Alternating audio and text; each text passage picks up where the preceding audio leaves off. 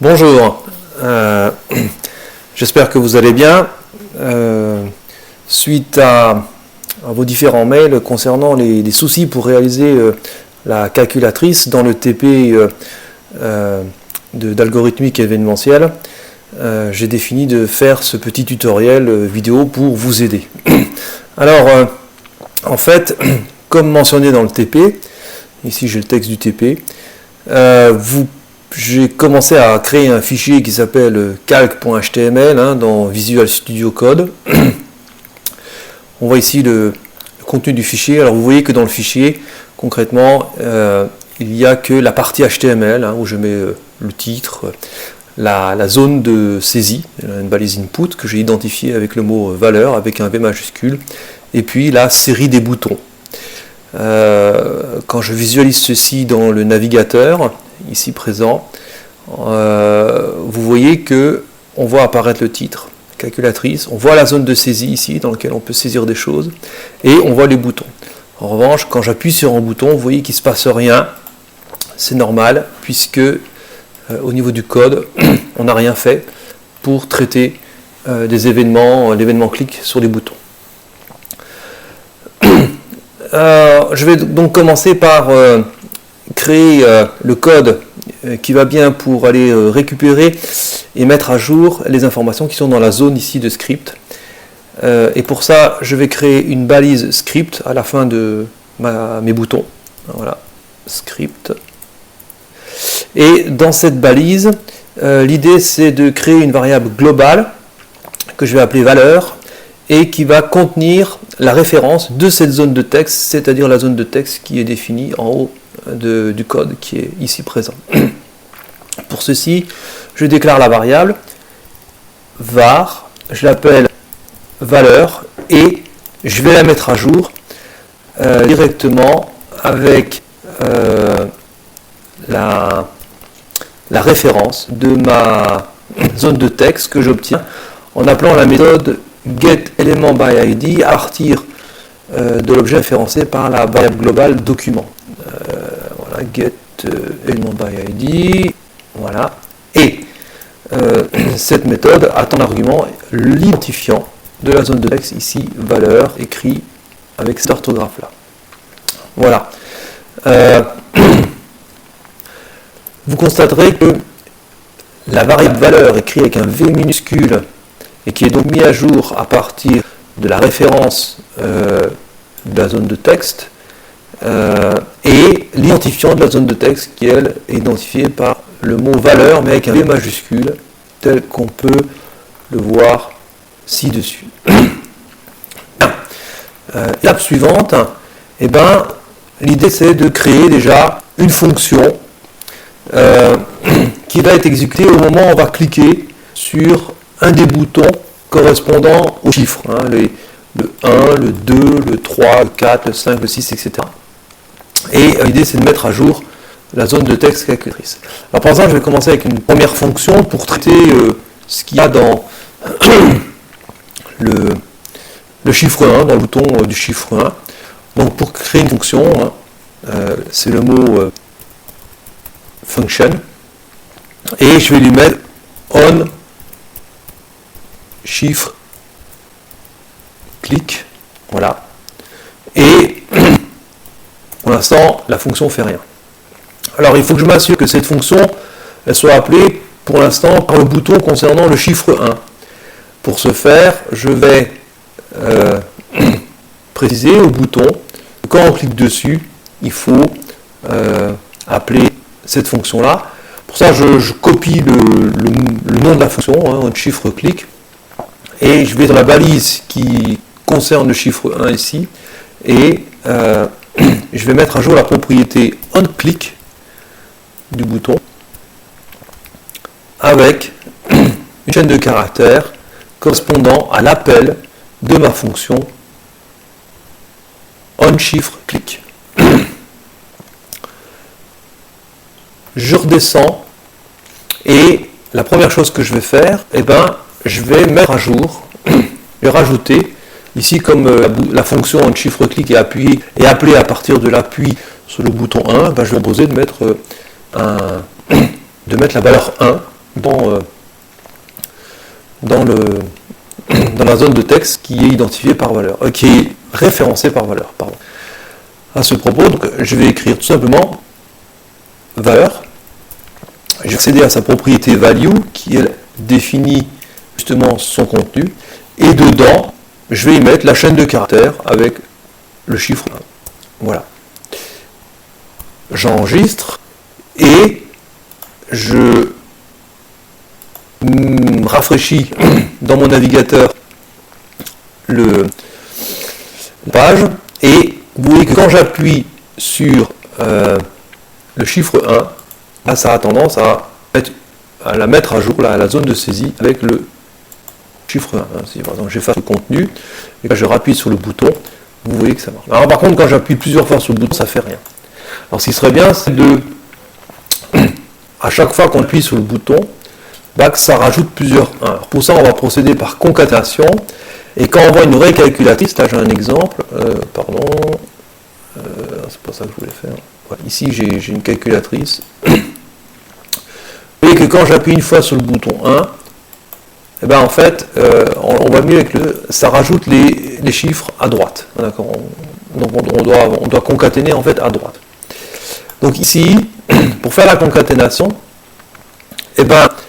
je vais mettre à jour la propriété value de valeur avec le contenu de propriété value de valeur concaténé avec le chiffre 1. Et là, vous voyez que ça devrait à chaque fois prendre le contenu de ce qu'il y a dans la zone de texte et rajouter à droite, prendre le contenu, donc une chaîne de caractères, rajouter à droite ce qu'il y a dans la zone de texte, et on rajoute à droite le chiffre 1, et on remet tout ça dans la zone de texte. J'enregistre et je rafraîchis de l'autre côté, et là, vous voyez que cette fois, quand j'appuie, ça rajoute des chiffres ici. Alors, ça c'est un détail que vous réglerez avec soit des CSS, soit des figures de style. Vous voyez qu'en revanche, ici, la zone de texte, elle est alignée à gauche. Dans une vraie calculatrice, pour que ce soit sympathique, il faut plutôt aligner tout ça à droite. C'est une des propriétés d'alignement. Je sais que vous avez déjà eu des cours concernant les CSS, donc je vous laisse faire cette chose. Donc vous voyez que, pour le coup, on a traité le bouton 1, pas les autres. Si j'appuie sur les autres boutons, il ne se passe rien. Et ce serait bien qu'on fasse le même type de traitement, mais avec d'autres boutons. Alors, là, on a une fonction qui s'appelle onChiffreClick, et qui est appelée par le bouton 1. Alors, si je procède comme ça, le souci, c'est que il faudrait que je crée 10 fonctions différentes, puisqu'il y a 10 chiffres. Alors, par exemple, celle-ci, je pourrais la renommer onChiffreClick, onChiffre1, click, onChiffre2, click, une deuxième pour le chiffre 2, etc. Et je ferai 10 fonctions différentes, une pour chaque chiffre, et chacun des boutons appellerait respectivement, pour le bouton 1, on appellerait la fonction onChiffre1click, et puis pour le bouton 2, onChiffre2click. Bon, c'est une méthode qui marcherait, mais elle est un peu longue à mettre en place. Aussi, je vais vous proposer une autre manière de faire, tout simplement en pensant en fait que, on peut mettre un argument dans une fonction onChiffreClick. Je peux très bien mettre une variable argumentaire que je pourrais appeler tout simplement chiffre. Et plutôt que de concaténer en dur la chaîne de caractères contenant 1, je vais concaténer cette fois le contenu de chiffre. Alors, voilà. Alors par contre, où est-ce qu'on va récupérer l'information dans la variable chiffre, c'est une variable argumentaire, c'est au moment de l'appel. Quand je remonte sur le bouton 1, il suffit, quand là j'appelle ici la fonction onChiffreClick, tout simplement de préciser que ça concerne en fait le chiffre 1. Alors ici, tout simplement, je mets la chaîne de caractères. Alors le souci, c'est si je mets une chaîne de caractères, vous voyez que une chaîne de caractères délimitée par des doubles cotes, vous voyez que après le gal, j'ai déjà une double cote qui délimite la chaîne de caractères correspondant à l'instruction en JavaScript, on, chiffre, clic, etc., qui s'emmène ici, mais là, si je mets une double cote là, encadrant le 1, ça va pas bien marcher. Alors, parce que ça termine la chaîne de caractères ici, et ça va donner une erreur. Donc en fait, en JavaScript, on peut créer des chaînes de caractères qui sont délimitées par deux caractères possibles, les doubles cotes ou les codes simples. Donc effectivement, on peut ici mettre une cote simple pour encadrer la valeur. Donc on crée ici une chaîne de caractères avec un caractère qui contient le chiffre 1. Voilà, alors on va essayer. Donc là j'enregistre et je rafraîchis et vous voyez que ça marche de la même manière. Alors cette méthode elle est intéressante parce que ça veut tout simplement dire que pour les autres boutons, je vais faire le cas du bouton 2, il me suffit de prendre le contenu de la propriété que onClick que j'ai mis dans le bouton 1, voilà, je la copie et je vais la coller dans le bouton suivant, le bouton 2, et il suffit tout simplement d'appeler la même fonction en chiffre clic, mais cette fois avec la valeur E. Voilà. Ce qui fait que au final, on a une seule fonction qui est valable pour tous les chiffres et qui s'appelle onChiffreClick. Donc là, j'enregistre, je rafraîchis et vous voyez que cette fois, le 1 fonctionne et le 2 fonctionne aussi. Voilà. Bien. Et par la suite, je vais donc vous laisser continuer ceci pour les autres chiffres.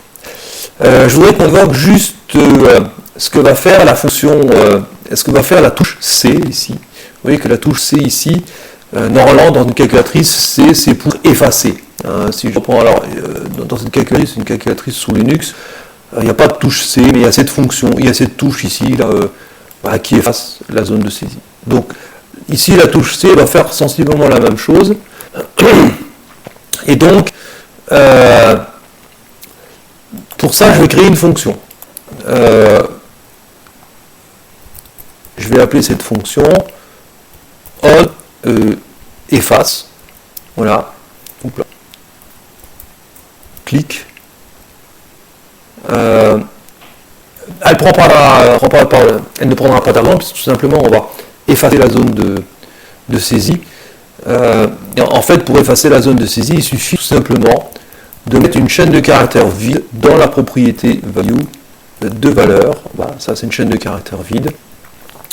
Et à ce moment-là, ça devrait effacer le contenu. Alors ensuite, après, il faut s'arranger pour que cette fonction soit appelée par le bouton correspondant au C qui est ici. Voilà. Donc je vais mettre à jour la propriété onClick égale entre double cote le nom de la fonction, parenthèse ouvrante, parenthèse fermante, point virgule, c'est une instruction JavaScript. Voilà. Alors j'enregistre ici. Et puis, je rafraîchis côté calculatrice. Donc là, je mets un nombre et quand j'appuie sur C, vous voyez que ça efface. Autre chose encore, le plus moins. En fait, le plus moins, ici, cette touche-là, elle est censée transformer un nombre en son opposé. Alors, il y a plusieurs manières. En fait, il faudrait regarder la chaîne de caractères qui en a en valeur, dans la propriété value de valeur, et puis si on détecte un moins, il faut l'effacer, et puis s'il n'y a pas, il faut mettre un plus. C'est un peu long comme traitement, alors je voulais vous proposer une astuce qui permet de faire ça beaucoup plus rapidement. Et pour ça, je vais proposer une autre fonction qui s'appelle function on inverse signe, et qui va inverser le signe du nombre qui se trouve en fait dans la propriété value de valeur, notre zone de saisie. Donc inverse signe, clic. Voilà.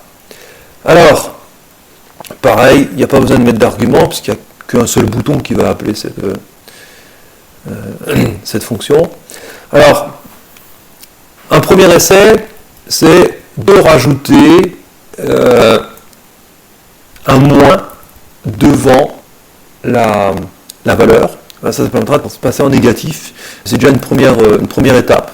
Donc il suffit de concaténer cette fois à gauche un signe moins et de rajouter à droite le contenu qu'il y avait dans value. Voilà.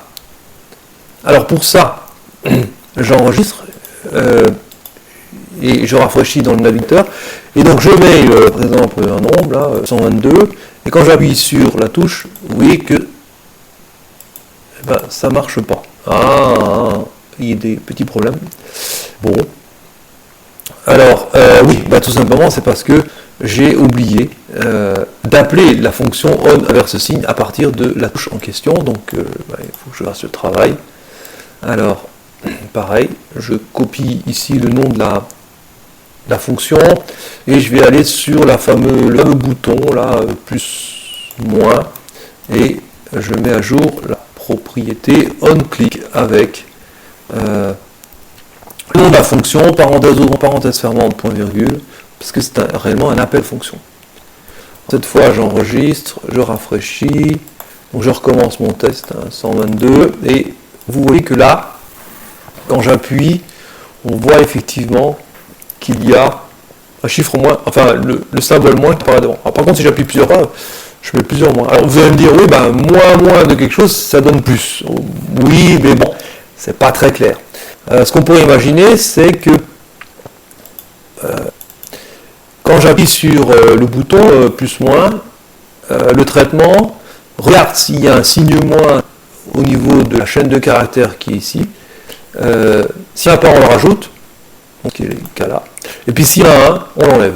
Voilà. Donc ça, c'est une manière de faire qui est pas mal, sauf que, alors, aller récupérer le premier caractère de la chaîne de caractères, c'est possible, puisque en fait, on peut très bien récupérer un caractère à une position particulière dans une chaîne de caractères et regarder sa valeur. Donc on pourrait savoir si effectivement, si le premier caractère, est-ce que c'est un moins ou est-ce que c'est autre chose. Si c'est un moins, on va rajouter un moins devant la chaîne. Et puis si c'est autre chose qu'un moins, on va rajouter un moins devant la chaîne. Et puis si c'est un moins, il faut pouvoir l'enlever. Alors si pouvoir l'enlever, pareil, on peut effectivement aller récupérer une portion de la chaîne, c'est-à-dire qu'il faudrait récupérer tout le contenu de la chaîne de caractères qui est dans la zone de saisie, à partir du deuxième caractère jusqu'à la fin. Alors vous voyez, c'est un peu compliqué. Ceux qui ont envie de le faire, ils peuvent. Mais sinon, il y a une méthode qui est beaucoup plus facile. C'est tout simplement de prendre l'opposé du nombre. Alors, quand je dis prendre l'opposé du nombre, il faut savoir que dans la zone de saisie, c'est pas un nombre, c'est une chaîne de caractères qui contient des chiffres. Quels chiffres vont former ou pas un nombre. Et bien, l'idée, c'est de transformer ce nombre cette chaîne de caractères en nombre, de prendre son opposé, et ensuite de remettre ceci dans value. Alors, le problème, c'est comment on va transformer cette chaîne de caractères, là, qui est tapée ici, qui est donc contenue dans la propriété value de valeur, en un nombre.